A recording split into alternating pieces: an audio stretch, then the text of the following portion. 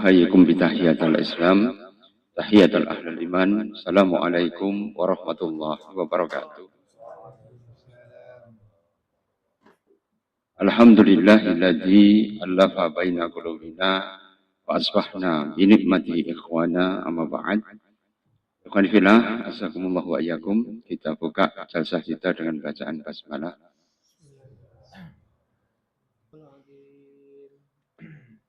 Segala puji kita haturkan kehadirat Allah yang Maha Perkasa yang telah melimpahkan nikmat yang luar biasa pada kita semua, sehingga insyaallah sore hari ini kita bisa melanjutkan thalabul ilmi kita dalam keadaan sehat walafiat. Salawat dan salam taslim moga-moga senantiasa terunjuk kepada Kanjeng Nabi Muhammad SAW. Moga-moga kita mendapatkan manfaatnya, mendapatkan syafaatnya min yaumi hadza ila yaumil qiyamah insyaallah. Ikhwani fillah, azakumullah wa iyyakum. Kita lanjutkan kiat istiqomah dari Syekh Abdul Razak Al-Muhsin Al-Badr rahimahullah, di mana kita sudah sampai pada poin yang ke-8. Hampir habis ini ya, karena poinnya cuma 10. Kira-kira antum semuanya apalah burung? Ya, yang pertama itu tak ulangin ya. Yang pertama al-istiqomatu minatullah. Jadi istiqomah itu anugerah dari Allah. Yang kedua al-istiqomatu ala siratim mustaqim. Jadi ya istiqomah itu tetap berada dalam ya siratal mustaqim, jalan yang lurus. Yang ketiga al-istiqomatu ahwaluhu fi qulubil insan. Jadi al-istiqomah itu utek-uteknya cuma di dalam kolbu saja. Jadi orang itu istiqomah karena iman pada Allah, orang menjaga lisan karena juga iman pada Allah, dan semua prosesnya itu di dalam hati. Kemudian al-istiqomah yaitu adalah perpaduan antara perkataan, perbuatan, dan ahwalun niyah. Itu ya ahwal atau keadaan yang berkaitan dengan niat. Kemudian kita tidak boleh menyandarkan segala sesuatu itu kepada amalan saja. Jadi istiqomah itu kita mengharap rahmat dari Allah Subhanahu wa taala. Dan kemudian al-istiqomah itu karena bi amrillah, yaitu adalah urusan atau perintah dari Allah Subhanahu wa taala. Al-ikhlas, ya karena ikhlas atau lillahi ta'ala, bukan li ajalin nas tapi li ajalillah. Kemudian yang ke-8 ini ya, bahwa al-istiqomatu taswiruhu sirat al-mustaqim.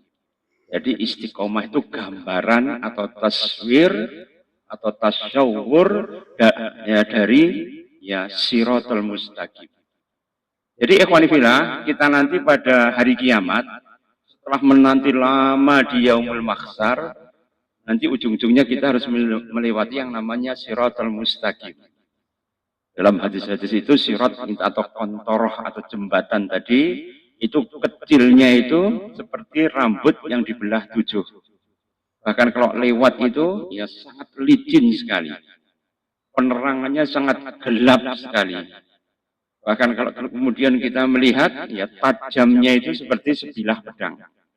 Bahkan Rasulullah menggambarkan dalam hadis tentang ahwalul yaumil qiyamah itu, yaitu ya di dalamnya ada duri, di dalamnya ada syaukah itu duri. Kemudian ada pengaitnya. Bahkan kemudian api itu berkobar-kobar dari bawah yang neraka jahanam. Jadi begitu sulitnya alhamdulillah ketika kita harus melewati kontoroh atau jembatan atau sirat ya ala siratim mustaqim. Terus siapa orang yang melewati? Ya, maka dalam hadis yang itu diriwayatkan dari Imam Baihaqi dalam kitabnya Su'abul Iman. Su'ab itu artinya cabang dari Sa'bun. Su'abul Iman. Ya. Baihaqi itu kemudian memberikan gambaran ada 7 golongan yang melewati kontoroh. Siapa 7 golongan tadi? Yang pertama adalah sidikun, yaitu orang-orang yang sidak. Kemudian yang kedua, al-alimun, yaitu orang yang beriman.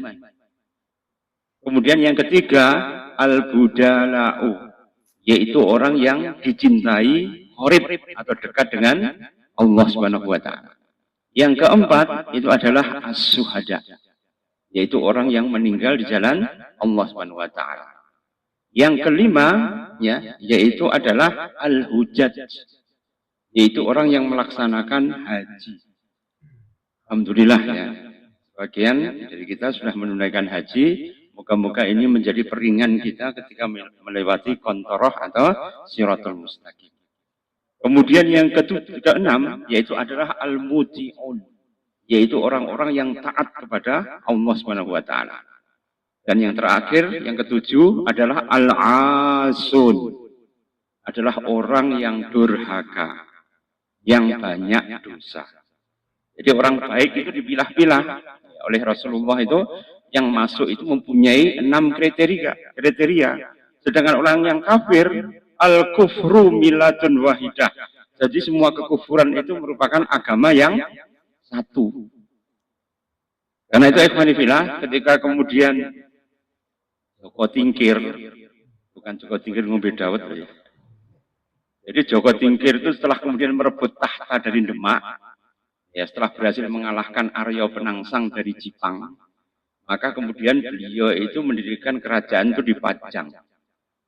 Dan ternyata Joko Tingkir itu kan ya diopeni oleh Ki Ageng Pengging atau Kebo Kanigoro. Ki Ageng Pengging itu ternyata menganut wahdatul wujud, manunggaling kawula.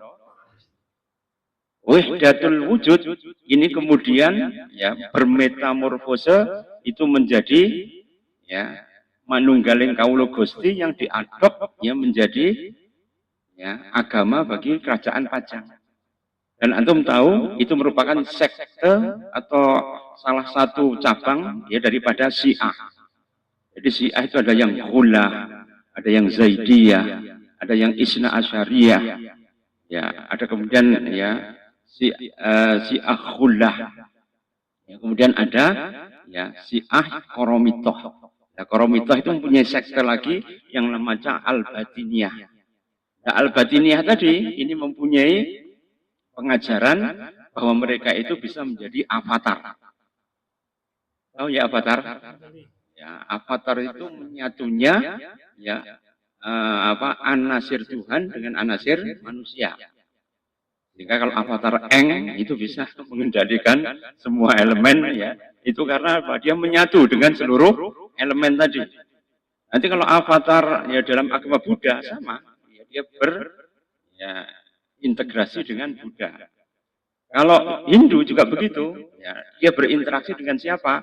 Misalnya Airlangga itu mengaku bisa menyatu dengan Wisnu. Jika kalau dengan melihat candinya di Penanggungan, itu beliau kan naik Garuda Moha. Garuda Moha itu tunggangannya Wisnu. Tunggangannya Siwa apa? Tunggangannya apa? Si sapi atau Nandi. Kalau Brahma, ya pencipta, itu tunggangannya Hansa. Bukan Mas Hansa. Hansa itu artinya ya angsa. Ya, jadi angsa, ya kemudian Nandi berupa sapi, dan kemudian ya juga Garuda itu menjadi simbol ya semua sekte. Jadi kalau kita melihat, oh ini candi ini alirannya apa? Kalau sebagian di Jawa Timur atau di Blitar, ini kebanyakan Siwa. Karena semua candinya itu perputarannya kalau di sini adalah Resi Agasya. Resi Agasya itu penjelmaan daripada Siwa. Kemudian juga ada ya, Dewa Ilmu Pengetahuan, Ganesha, itu anaknya Siwa. Kemudian ada Durga Suramandini, itu bojone Siwa. Ya. Kemudian di depannya itu ada Nandi atau sapi. Itu jelas aliran Siwaisme. Jadi kalau mereka itu mempelajari, akhirnya mereka itu mempunyai ya, semuanya sama. Mereka itu pengen berinteraksi atau berintegrasi dengan Tuhan. Jadi Hindu juga begitu, Buddha juga begitu, nanti diadop oleh aliran kebatinan juga begitu. Islam pun juga ketularan. Ya benda. Akhirnya kemudian diadop yang namanya Manunggaling Kawula Gusti atau Wahdatul Wujud, dan itu punya kerajaan yang namanya Pajang. Dan akhirnya kemudian tersebar pada seluruh ya pedalaman ya, karena dulu itu kerajaan mesti di pinggir pantai kan, Kalingga, kemudian juga punyanya Ratu Kalinyamat itu di Jepara, ya, atau kemudian apa itu Raja Wurawuri itu di daerah sekitar Tuban sampai Bojonegoro. Dan kemudian kalau kita melihat ya kerajaan Demak itu juga di tepi ya, pantai semua. Baru ketika Pajang itu masuk ke pedalaman. Masuk ke pedalamannya di mana? Pusat kerajaan Pajang itu di Laweyan. Laweyan Solo. Kartosuro. Nanti kalau agak selatan lagi, belok ke tol Ngemplak itu tempat lahirnya Jokowi.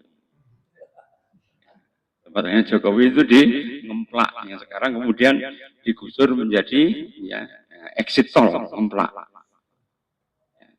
Jadi ewahwila azakumullah wa iyyakum, yang ketika masuk ke pedalaman akhirnya kemudian berkembang dan diadop oleh sebagian kaum muslimin yang tidak tahu. Sehingga banyak ketika mereka itu mendapatkan bencana itu membuat jenang sengkolo. Dan jenang sengkolo itu warnanya merah. Dan merah itu adalah sebagai simbol daripada meninggalnya Husain. Husain itu ketika dipenggal kepalanya di padang Karbala, dan darahnya itu kemudian muncrat di mana-mana, itu disimbolkan ya, oleh orang Syiah itu dengan membuat jenang sengkolo. Sengkolo itu apa? Bencana. Jadi jenang untuk tolak bala. Ini sebenarnya warisan daripada Syiah. Tapi wong Jawa kan tidak ngerti. Ya sok mbayim ya ceritanya aku ora ngerti kan gitu ya. Akhirnya kemudian diadop ya, kemudian terjadilah interaksi. Karena itu ulama dulu ya, para wali itu berusaha kemudian untuk ya membatasi supaya penyebaran Syiah itu tidak terlalu luas, maka mereka ketika tarawih pada pergantian rakaat mesti mereka itu mengatakan Khalifatul Ula Abu Bakar As-Siddiq radhiyallahu an, Allahumma sholli ala Muhammad, kan gitu kan. Itu untuk berusaha wong Syiah sebenarnya. Karena kalau mereka itu mendengar Abu Bakar dan Umar, layu mesti, nggak cita sholat. Karena mereka benci kepada Abu Bakar dan benci kepada Umar. Ini salah satu bentuk daripada trik dakwah saja. Tapi karena orang nggak tahu kamsudnya, akhirnya kemudian ya berlarut-larut sampai sekarang. Itu di dalam ya syariat juga tidak ada. Cuma ya trik dan strategi untuk membatasi penyebaran Syiah pada saat itu. Jadi ikhwan fillah, azakumullah wa iyyakum, kita kembali ke laptop lagi. Ya, siapa orang sidikun? Yaitu orang yang melewati kontoroh kalbarki lami'i, seperti kilat yang menyambar. Ya, jadi orang sidikun itu yang pertama melewati sirat yang kecepatannya itu seperti kilat yang menyambar. Mau pes gitu langsung sudah nyampe. Kira-kira jenengan pengen enggak ya? Jadi orang yang sidikun ini. Dan itu termasuk orang yang mendapatkan afiah dari Allah Subhanahu wa taala. Karena itu kenapa? Allah Subhanahu wa taala memerintahkan pada kita, ya ayyuhalladzina amanu taqullaha wa kunu ma'as-shadiqin. Wahai orang-orang yang beriman, takwalah antum pada Allah Subhanahu wa taala wa kunu ma'as-shadiqin. Dan kamu bergabunglah dengan orang-orang yang sidik. Sidik itu apa? Orang yang menepati janji. Atau dengan kata lain, wafa usabit, yaitu wafa ya, memenuhi janji, sabit itu dengan kuat sekali. Karena itu ikhwani fillah, Rasulullah itu menepati janji sangat dahsyat luar biasa. Beliau pernah janjian ya dengan orang kafir Quraisy berkaitan dengan perjanjian dagang. Muhammad, kamu tunggu di sini, nanti akan aku samperin. Ternyata sampai 3 hari itu sebelum Rasulullah diangkat menjadi nabi. Sampai 3 hari ternyata kemudian orang itu tidak datang. Dan Rasulullah tetap menunggu di situ. Antum kira-kira disuruh 3 hari, misuh-misuh sih. Parah nih yang ngomai, dilabrak. Kan begitu ya. Tapi Rasulullah sabar. Karena itu ikhwani fillah, nanti orang itu kaget luar biasa ketika ditimbang ya, di mizan. Ketika ditimbang di mizan itu, ketika ahli sholat ditimbang, oh yuwaffa ala sholatikum, kamu sudah genap sholatnya, diberikan pahala. Kemudian orang yang puasa ditimbang, wah kamu sudah lengkap, disempurnakan pahalanya oleh Allah. Orang sodakoh berzakat juga demikian disempurnakan. Kemudian ada tiba-tiba ada orang datang, dan orang yang datang itu ternyata kemudian tidak bawa amalan-amalannya minimalis. Tapi oleh Allah kemudian nggak dihisab, nggak ditimbang, langsung dikai amalan, langsung disuruh untuk melanjutkan perjalanan menuju ke Sirat. Kira-kira orang tadi siapa? Yauma yunadi munadi yaumal ba'as. Maka pada saat itu ada penyeru yang menyeru pada hari kiamat berkaitan dengan pembagian amal tadi. Ya. Aina a'malikum ilallahi azza wa jalla. Maka siapakah amalanmu ya yang kemudian kamu ya, amalkan kepada Allah Subhanahu wa taala. Maka kemudian orang-orang pada diam semuanya kan tidak tahu siapa ini. Orang-orang amalannya minimalis tapi kok enggak diuji sama sekali. Manhum. Ya, siapa mereka tadi? Maka kemudian dikatakan ya oleh penyeru tadi yaitu para malaikat, dia kemudian mengatakan as-sabiruna wasoimuna wal'afuna aninas. Jadi orang tiga ini ya akan mendapatkan prioritas, dia akan masuk surga tanpa hisab, tanpa timbangan, tanpa mizan, ya, dan dia termasuk orang yang sidikun. Siapa? As-sabirun. Orang yang sabar. Orang-orang itu kepegelan karena sabar ini mesti ya, loronya hati begitu ya. Tapi itulah pahala sabar itu sangat dahsyat luar biasa. As-sabirun. Dalam surah Az-Zumar ayat 10 Allah memberikan kabar gembira kepada kita, innama yuwaffas sabiruna ajrahum bi ghairi hisab. Maka Allah memberikan pahala bagi orang yang sabar itu tanpa hisab, enggak dihitung. Karena kalau antum itu pengen sabar, minimal belajar sabar yang paling rendah. Yaitu apa? Tarku sikayah. Yaitu ora oleh sambat. Urwah bin Zubair, anaknya Zubair bin Awam, itu kemudian ketika keselentak kuda ya, di kerajaannya Bani Umayyah, maka beliau itu kemudian dioperasi, dan diamputasi. Karena anaknya itu keselentak duluan mati. Dia berusaha untuk menolong anaknya, malah diselentak juga. Akhirnya kemudian kakinya itu luka dan membusuk. Dan kemudian beliau itu ditawari dokter tabib istana untuk diamputasi. Ketika ditanya, ini biusnya apa? Kan zaman dulu biusnya ether ya. Ether itu semacam gas ya, yang diproduksi oleh tabib dari Mesir, yang itu digunakan untuk operasi zaman Fir'aun ya. Dan Fir'aun itu sudah canggih. Segala macam operasi itu pernah dilakukan oleh Fir'aun itu. Dilihat dari tinggalannya itu persis seperti zaman modern sekarang. Ada spatel, ada spatula, ya ada pisau untuk membelah, lengkap sekali. Bahkan zaman dulu itu kalau orang melahirkan itu nggak sambil berbaring. Kalau sekarang berbaring ngangkang itu ya. Kalau zaman dulu itu ditadai orangnya berdiri. Dan itu ada kelahiran yang paling pas. Karena apa? Tanpa rasa sakit, jenis juga tidak berlebihan, bayinya itu golek tempat. Tapi kalau sekarang itu dilakukan, bisa ditangkap polisi kalau sekarang. Karena apa? Mulosoro ibu. Tapi zaman dulu itu seperti itu. Kalau antum melihat, ya browsing di googling aja ya, ibu hamil zaman Mesir kuno. Terus ya, antum pencet image, nanti keluar semua. Karena melahirkan zaman Mesir kuno. Dan itu adalah kelahiran yang paling luar biasa. Dan sampai sekarang orang Barat itu pengen menemukan ya anestesi yang digunakan oleh bangsa Mesir itu apa? Yang mereka dioperasi iso omong-omongan tapi ora loro. Ya, bayangkan kira-kira apa kuwi? Kalau sekarang kan kita sudah tahu ya, sekarang Amerika, China itu mengembangkan operasi sesar itu dengan menggunakan akupunktur. Oh ya, akupunktur itu ya sehingga kalau melahirkan itu tidak sakit dengan diakupunktur. Ya, mungkin ya caranya banyak sekali ya. Kalau kita kan tidak ya disuntik di tulang belakang sini dan sampai sini itu kemudian bisa teranestesi kemudian baru melahirkan. Tapi itu semua teknologi itu ya di hidrolifnya Mesir semuanya lengkap. Ya, karena itu ikhwani fillah, azakumullahu iyyakum. Maka kita kalau melihat di sini, ya ternyata perkembangan peradaban itu luar biasa. Sehingga Urwah bin Jubair ketika kemudian mau diamputasi, dia mengatakan, ini biosnya apa? Ether. Ya, ini adalah barang yang haram, saya tidak mau. Boleh saya tidak di anestesi? Boleh, tapi saya tak zikir dulu. Beliau kemudian berzikir, dan setelah itu kemudian ya beliau berdoa pada Allah Subhanahu Wa Taala, kemudian mengatakan, ya sudah, siap untuk dipotong. Kira-kira antum berani tidak kayak gitu? Dipotong warasan tanpa menggunakan anestesi.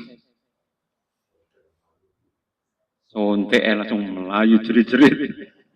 Ada teman dokter itu ketika masuk di Budi Rahayu, ceblok saka pelem itu, kemudian saya ngenterne masuk di UGD, ya dia kan tukang sontek loh, disontekin joret dari Budi Rahayu gitu, lornya kerungu kabeh, ternyata enak semua wedi juga ya disuntik. Bahkan itu dokter sekalipun.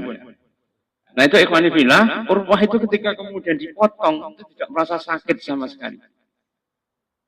Dan beliau itu ya sabar. Karena apa? Yaitu ya innama yuwafas sabiruna ajrahum bi ghairi hisab. Kenapa dia sabar? Karena dia termasuk orang yang sidikun, orang yang jujur, menepati janji. Dia yakin janji Allah itu pasti akan datang. Antum tahu keteguhan orang Palestina ketika mereka itu diberikan pengobatan di Indonesia kemarin oleh BSMI, setelah sembuh mereka ditawari untuk beasiswa di sini, dia tidak mau, enggak. Saya ingin membersamai pejuang itu untuk kembali lagi ke sana. Dan yang mengatakan itu bocah umur 10 tahun. 10 tahun itu ya disuruh untuk kemudian disekolahkan di sini, tidak mau. Saya ingin membersamai para mujahidin. Saya itu kirim saya pulang kembali.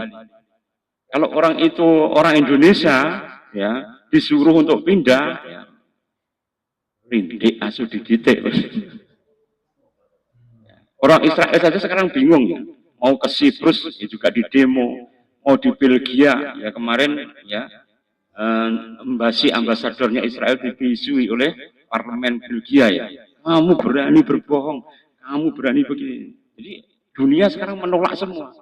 Sehingga jadi rodok mesak nih wong Israel ini ya. Di New York mereka harus kemudian berhadapan dengan protester Free Palestine. Ya, mereka kemudian di Siprus juga. Tapi sing nganyel nih itu malah United Emirat Arab itu malah memberikan bantuan pada pengungsi Israel itu di Rafah. Itu nyolok moto sekali. Satu sisi para aktivis kemanusiaan memasukkan bantuan saja ya dihantemi oleh preman dari Mesir, bahkan kemudian mereka diusir oleh tentara Mesir. Tapi begitu ada ya pengungsi dari Israel itu malah kemudian United Emirat Arab malah terbang sendiri ya menggunakan bantuan, memberikan bantuan secara nyolok motor. Jadi itu katanya Ustadz Syekh Muhammad Al-Fuli, ya, dia kan orang Mesir tapi jadi warga Indonesia kan. Begitu ditanya oleh para jamaahnya, loh Syekh gimana fenomena seperti itu? Dia mengatakan ya jadi ya Freemansori atau kemudian Zionis itu tidak hanya di Israel saja, tapi Zionis, Freemansori ya atau Illuminati atau organisasi underpo mereka itu tersebar pada seluruh negara. Karena itu alhamdulillah nggak usah terlalu kaget, ya biasa saja. Itu fenomena yang benar-benar ya akan membuat kita itu, ya itulah sirok bainal haq wal batil. Kita tidak usah miso-miso, tidak usah protes terlalu berlebihan, karena apa? Kita diharapkan untuk sabar. As-sabirun. Ya, as-sabirun, ya karena itu kenapa perintah dalam surah Ali Imran ayat 217 kan. Ya ayyuhalladzina amanu sabiru wasabiru warabitu wattaqum wa la'alakum tuflihun. Jadi untuk mendapatkan tuflihun atau falah atau kemenangan yang antum kumandangkan setiap sholat 5 waktu, hayya 'alal falah, itu hanya bisa kemudian didirikan kemenangan tadi dengan apa? Isbiru wasabiru. Sabar dan melipat gandakan kesabaran kita. Pernah ya, seorang dokter di Riyadh itu nangis sekali. Karena apa? Ternyata kemudian ada pasiennya itu yang menggendong ibunya itu yang ODGJ. Kemudian ditanya, wahai fulan, Ya, ini ibu itu sakit sejak kapan? Sejak saya kecil. Loh bapakmu nyandi? Bapak saya cuma ngetengi tok baru melayu. Terus kamu ketika dilahirkan, ya kemudian ya kamu diopani saya. Siapa? Saya diopani paman saya. Begitu saya sudah mulai balik, saya kemudian ngopeni ibu saya sampai sekarang. Bayangkan, sejak balik sampai dia umurnya sekarang 40-an. Digendong terus-menerus kemana saja. Dan ibunya itu ketika kemudian ke dokter, itu malah melayu, tidak karuan, kayak anak kecil. Dan si dokter tadi menangis sesenggukan karena apa? Ya nggak bisa membayangkan sekian lama dia harus ngopeni ibunya seperti tadi. Gendong ke sana kemari. Bahkan kalau dia itu makan, ibunya diikat ya, kaki dengan kakinya supaya apa? Ibunya enggak lari. Ini adalah Uwais Al-Qarni zaman sekarang. Dan itu pun ternyata kemudian rezekinya itu melimpah ruah. Hanya karena dia birrul walidain, maka seluruh rezeki itu dibukakan oleh Allah Subhanahu wa taala dan dia menjadi pengusaha yang kaya. Ini karena apa? Karena Allah itu memberikan jalan bagi orang yang menegakkan tauhid wa qadara rabbuka alla ta'budu illa iyyahu. Setelah kemudian kita itu disuruh untuk menegakkan tauhid, iman, supaya kita itu teguh di dalam keislaman kita. Ya, yang kedua apa? Wabil walidaini ihsana. Kalau sekarang kan orang-orang ketika kemudian melihat orang tuanya sudah sakit dan sebagainya, ya, cepat-cepatan dikirim di panti jompo. Kita sering mengunjungi panti jompo itu yang ada di Lolonji. Di Lonje itu loh ya, itu kan ada untuk ya panti sosial itu swadaya mandiri. Jamaah Al-Fikri, ya, Pak Udin itu ya, itu sering ke sana, atau kemudian teman-teman Gowes itu sering ke sana, berikan bantuan dan sebagainya. Kenapa dia, ya orang tua yang ditinggalkan anaknya begitu saja. Bahkan yang di Serengat itu saya kaget loh, impian pejabat Pemkot ya, kok sudah di sini, lah anaknya di Kapes selama ini. Ya ada bekas pejabat, ada mantan orang terkemuka, ketika sudah tua, jompo, tidak bisa apa-apa, akhirnya kemudian masuknya di panti jompo. Jadi akhirnya memang sabar itu berat. Tapi as-sabiruna yuwafa ajrahum bi khairi hisab. Kemudian yang kedua as-saimun. Wa likulli amal li ibni lahu ila saum fa innahu li wa ana ajzi bihi. Maka seluruh anak Adam itu balasannya sesuai dengan amalannya. Al jazaul ihsani ilal ihsan, setiap kebaikan pasti dibalas dengan kebaikan. Tapi ila saum, kecuali puasa. Fa innahu li, sesungguhnya puasa itu adalah dariku, untukku, li ajalillah. Wa anna ajzi bihi, dan Allah akan membalas sendiri ya amalan tadi. Maka amalan sabar dan puasa ini nanti pada yaumul hisab itu kemudian Allah dan malaikat penyiksa itu tutup mata semua. Karena itu kalau kemudian, karena itu kenapa? As-saum nisfu sabri. Jadi saum itu setengah daripada kesabaran.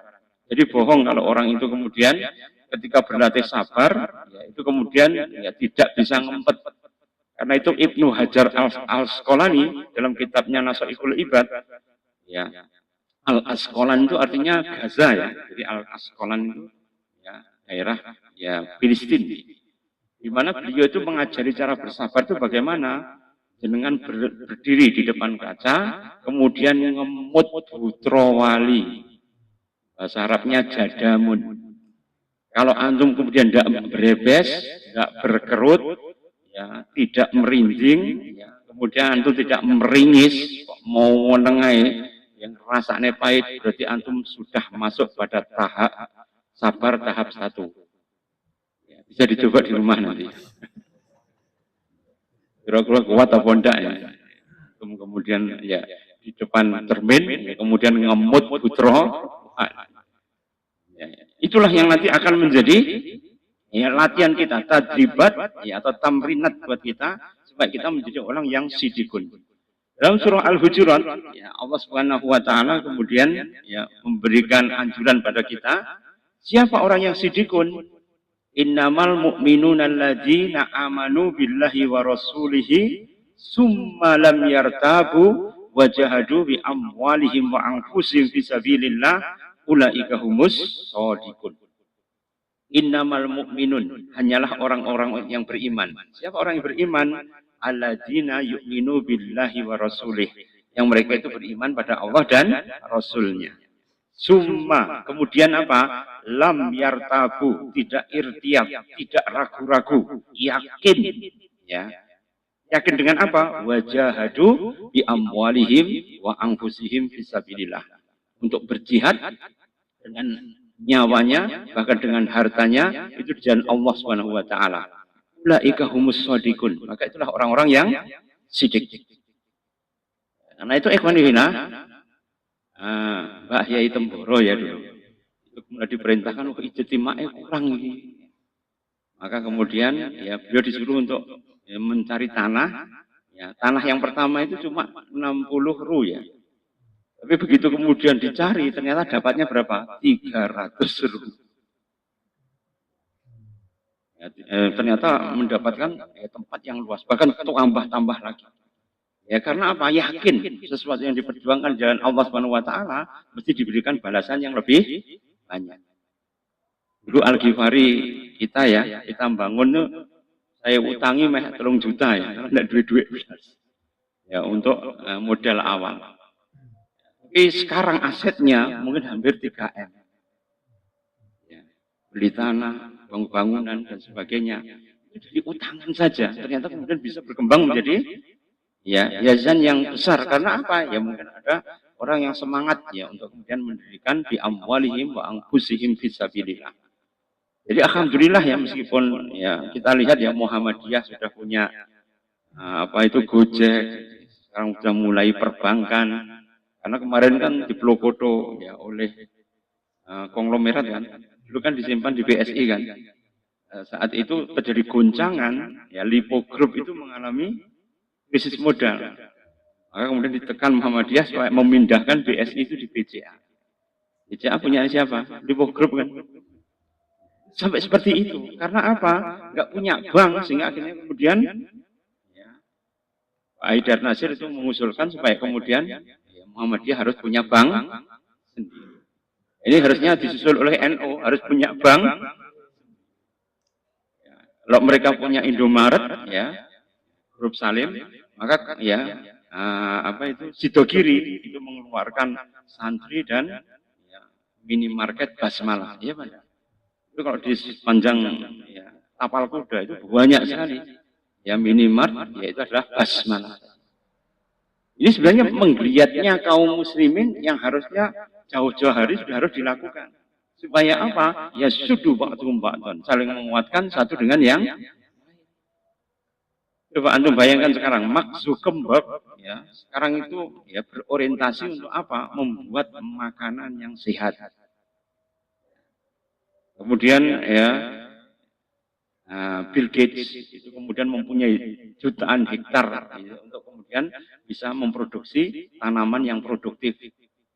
Ya, jadi orang-orang kaya sekarang apa? Karena terjadi krisis pangan 10 atau 20 tahun mendatang, mereka itu kemudian kembali pada ya back to basic. Ya, apa itu? Plantation, yaitu kembali kepada ya pertanian. Nah, kalau antum punya pekarangan, punya sawah aja didol. Ya ditanduri dengan sesuatu yang produktif. Karena apa? Nanti kalau larang pangan, yang menjadi lumbung pangan itu tetap Indonesia. Indonesia itu menurut Kosplus itu bukan lautan, tapi kolam susu kita itu. Tongkat dan batu itu jadi tanaman. Mbok diracun sampai ya rabuk. Rabuk itu kan racun kan? Tanah kan jadi asam itu. Arang tengah itu keasamannya sudah kritis sekali. Bedai Al-Ghifari dulu ya. Itu kan sudah kritis sekali sebenarnya. Tapi kersane malah disentor udan ngono. Tandur ini biji iso. Ya benda. Kalau tanah lain sudah rusak ini Mas. Ya. Karena kenapa? Kita itu mempunyai anugerah yang luar biasa, yaitu Gunung Kamput. Nama lamanya Gunung Kelut itu Gunung Kamput. Jadi Gunung Kamput itu Gunung Kelut itu memberikan ya daur ulang yang luar biasa. Jadi Allah itu memberikan anugerah, karena itu istiqomah juga anugerah. Buat diracun kan kadang-kadang dikasih tetes tebu itu kan. Ya, itu kan subur sebentar tapi kemudian akan rusak. Karena apa? Tanah menjadi asam. Kalau tanah menjadi asam ditanduri, ya mesti gampang terserang hama. Dan mereka harus minta pada pupuk organik yang lebih mahal lagi. Tapi ternyata Allah memberikan pada kita itu penetral yang luar biasa. Apa? Alam yang sangat ramah kepada kaum muslim. Ya Banda. Dulu ketika sebelum reformasi, manuk yo renek belas. Reformasi kutut yang dindi. Lihat ya, kutut kan banyak ya. Oh, banyak sekali. Terkuku sudah mulai ada. Artinya apa? Ya, alam itu sudah mulai terselo kepada kita. Itu harus kemudian disyukuri, ma'asyiral. Dan sebagai orang yang sidik pun, maka kita menggunakan seluruh sumber daya itu dalam rangka apa? Ta'awun. Yaitu saling menolong di antara kaum muslim. Karena itu diperlukan orang-orang yang sidik atau jujur. Nah, selama ini orang yang jujur konotasinya apa? Hancur. Coba sekarang kalau ganti rezim sekarang di Blitar itu yang kerjakan proyek IPAL habis semua sekarang digitar polisi sampai jaksa. Ya benda. Karena IPAL itu kan istilahnya proyek yang remeh-temeh sekali ya. Ya badine itu orang berjanji gitu loh. Tapi itu pun ternyata kemudian membuat mereka harus dikejar oleh aparat keamanan. Karena apa? Ya pengen oleh badi. Makanya kalau mereka oleh badi, premanismenya kan luar biasa. Jadi kalau atas itu premanisme sampai bawah pun juga premanisme. Kayak yang terjadi ya, anggota Pomal Angkatan Laut di Ardesari kemarin ya. Oleh Jupang ya, juru panggil penumpang itu ya. Diajar sampai gitu. Itu perwira loh itu. Ya benda. Ya di terminal Ardesari. Ya, itu karena apa? Premanisme. Kalau di atas itu premanisme, yang bawah mesti melok. Polisi nggak kuwawa ya sampai kemudian ya, omalnya sendiri sampai turun. Benar kata Ali bin Abi Thalib, ya, dia pernah mengatakan kaifa yakunu yuwalla alaikum. Bagaimana keadaan atas sing ngisor itu mesti terok. Dan itu terjadi karena itu kenapa yang atas itu kalau dia sukanya dakwah, zikir, ya sholat, ibadah, maka sing ngisor itu mesti melok-melok rasa dikandani. Kayak dulu zaman khilafah Umayyah itu Khalifah Sulaiman itu senengane makanan. Maka seluruh anggota kerajaan itu senengane kuliner semua. Ya, saya pernah baca di Miwarail Hadhari, yaitu adalah peradaban Islam yang gemilang. Itu ternyata ada masakan itu ya apa itu sop sehat lidah merak tiris ya. Saya baca kitabnya itu sampai geleng-geleng. Jadi orang zaman dulu itu nawiyat pol apa ya, lidahnya tok diambil ya. Ada kemudian kaviar, bahkan mencari apa hati ya atau hatinya ikan paus, karena menurut hadis itu kan makanan pertama ahli surga itu kan hati ikan paus. Ingat ya, diingat-ingat ya, makanan antum pertama masuk surga itu apa? Hati ikan paus. Kalau itu disebutkan dalam hadis ya, kira-kira kegunaan manfaatnya dan harganya mahal atau murah? Mesti mahal. Siapa sih gelem nangkep ikan paus? Mangkat ya letak sampai iyunya. Karena ikan paus itu kan dia makannya sedikit kan. Ya, kemudian dia makan plankton itu ya, dalam jumlah yang besar. Bayangkan ikan paus itu menyusui dalam 2 hari, bayi ikan paus yang beratnya cuma 50 kilo itu bisa berubah menjadi 200 kilo. Disusui cuma 2 hari. Nah, itu mau disusui ikan paus kira-kira. Dan ikan paus makannya bukan daging, tapi plankton. Berapa banyak plankton yang diciptakan Allah untuk makannya ikan paus. Dan itu bukan ikan paus satu, tapi rombongan wakeh. Ya apa enggak? Dan neleknya itu mengandung organik, mesti dikiterim ikan-ikan kecil. Ya ikan hiu itu berburu di sekitarnya ikan paus tadi. Kalau antum nangkep ikan paus, kira-kira orang dikelotak ambek hiu. Bayangkan ini contoh saja ya. Jadi begitu mahalnya sampai kemudian zaman khilafah Umayyah itu sampai ada ya kemudian masakan yang berasal dari ya hatinya ikan paus. Bahkan untuk mengharumkan tuh kan tahu ya, menjangan dari kutub itu punya kasturi. Kasturi itu baunya sangat harum sekali. Bayangkan kalau antum mencari kasturi itu di apa itu testisnya menjangan. Kalau kan golek ini diselentang.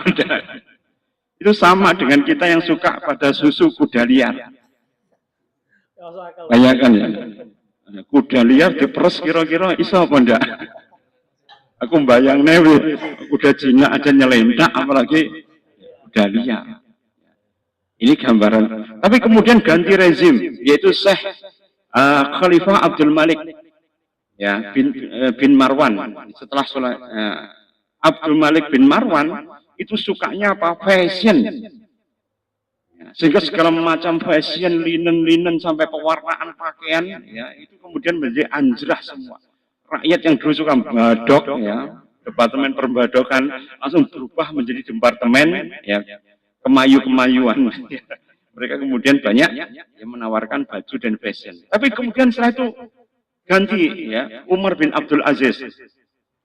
Khalifah Umar bin Abdul Aziz itu senangnya zikir, maca Quran, ibadah, sholat malam, langsung rakyatnya itu senangannya ibadah saja. Tapi sayangnya cuma 2 tahun. Tapi yang elek-elek itu ya sampai 18 tahun, 20 tahun. Tapi yang baik itu cuma 2. Dan Abu Bakar As-Siddiq itu bisa mendapatkan kemenangan, pemerintahnya 2 tahun. Tapi Abu Bakar As-Siddiq kan diracun. Umar bin Abdul Aziz 2 tahun. Baik sekali khalifah seperti itu. Matinya juga diracun. Ya, hampir semuanya orang yang baik itu musuhnya malah an-nasu, manusia itu musuhnya apa? Man jahila. Jadi musuhnya manusia itu orang yang bodoh.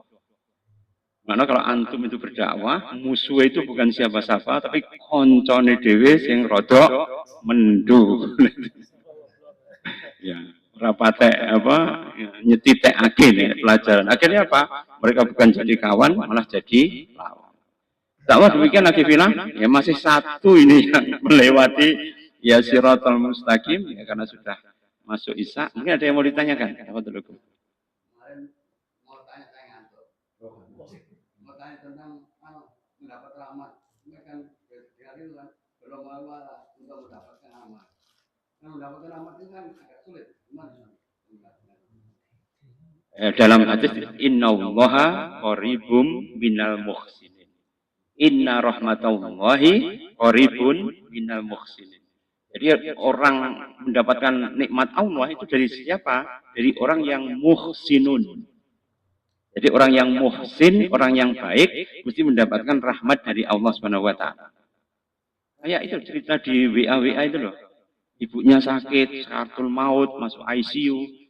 Dia kemudian mau ngisi bensin, enek kucing kelaparan, masih dia beli cat food, diberikan kucing. Tiba-tiba ibunya jenggelek. Karena apa? Kebaikan dia hanya memberikan makanan pada makhluk hidup yang lain. Meskipun hanya kucing, tidak berjaji.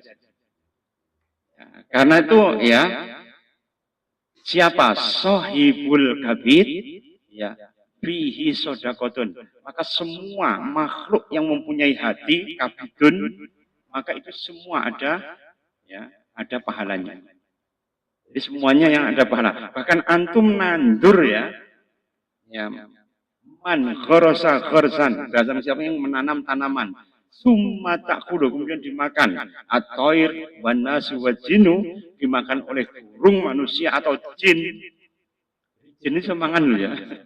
Bisa memakan apa itu? Ya hadis dari Rasul ini ya.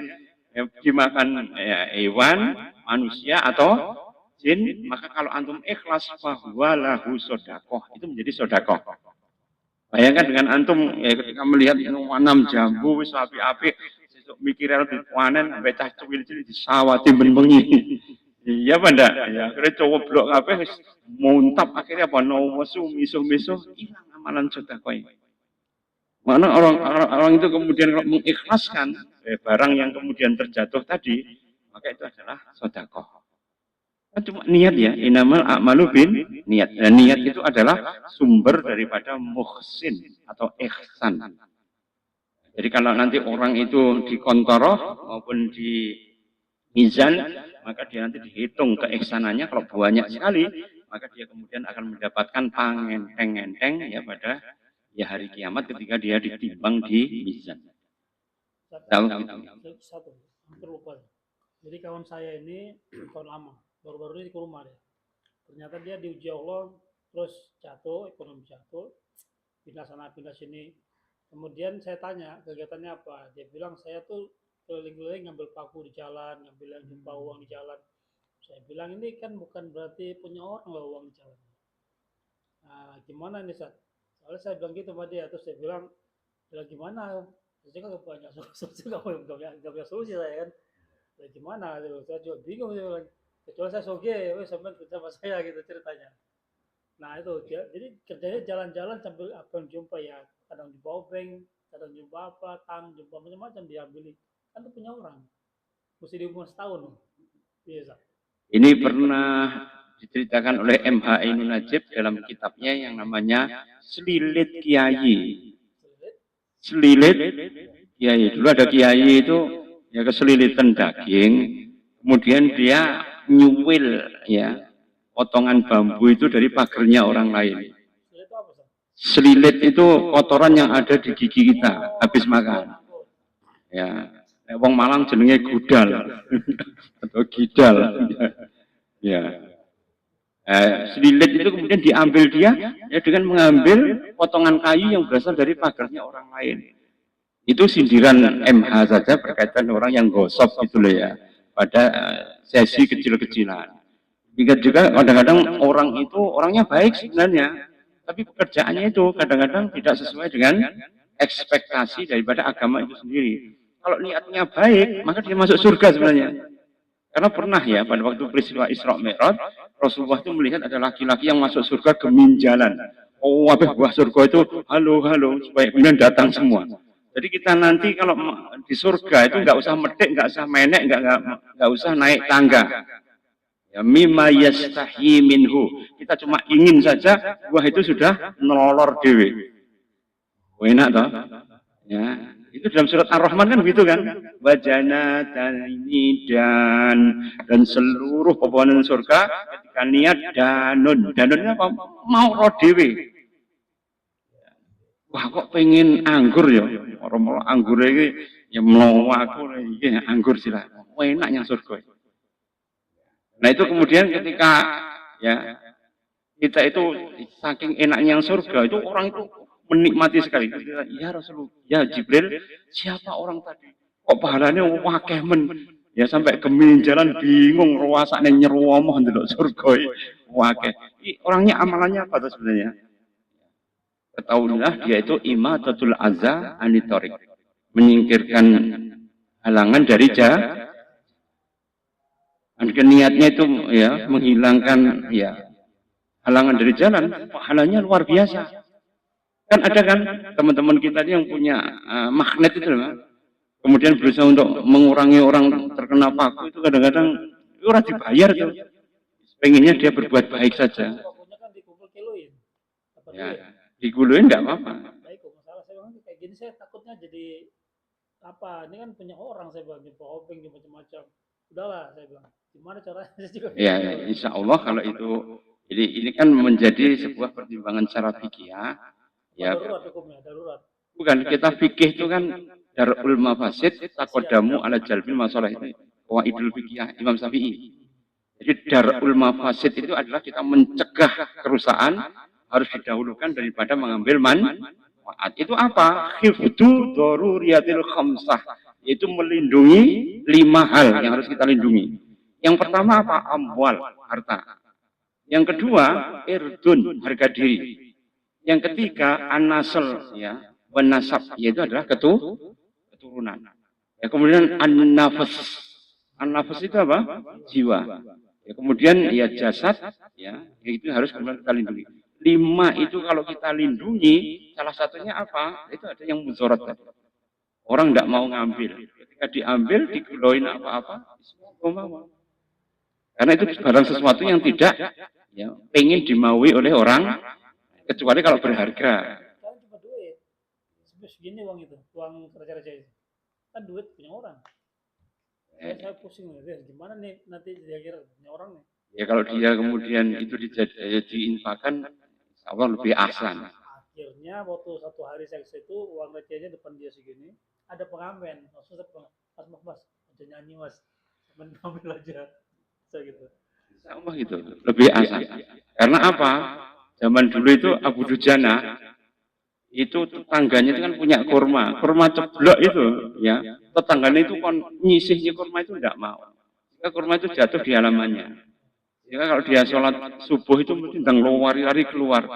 Jika Rasulullah menegur, ya Abu Dujana, nyapa kok susu aja. Harus sholat kok mesti apa? Metu cepat-cepat. Nah itu ketika ditanya dia mengatakan, ya Rasulullah saya takut anak saya kalau bangun waktu subuh karena dia masih kecil, ada kurma yang jatuh dimakan, dia menyebabkan haram itu kan ada miliknya. Nah, ini yang tidak ada miliknya seperti ini, itu masuk pada Doriyatul Khomsah. Pendapatnya ahli banyak sekali. Kita enggak bisa untuk menghakimi seperti tadi. Ya, tapi kalau pengen mengentengkan ya diinfakkan. Bagus.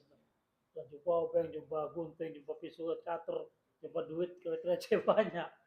Wah, salah. Ya paku apalagi paku-paku kasihan. Oh, demikian akibillah. Moga-moga ini bisa bermanfaat. Aku lu qouli hadza, astaghfirullahaladzim li wa lakum. Allahumma muwaffiq ila aqwamit thoriq. Wassalamualaikum warahmatullahi wabarakatuh.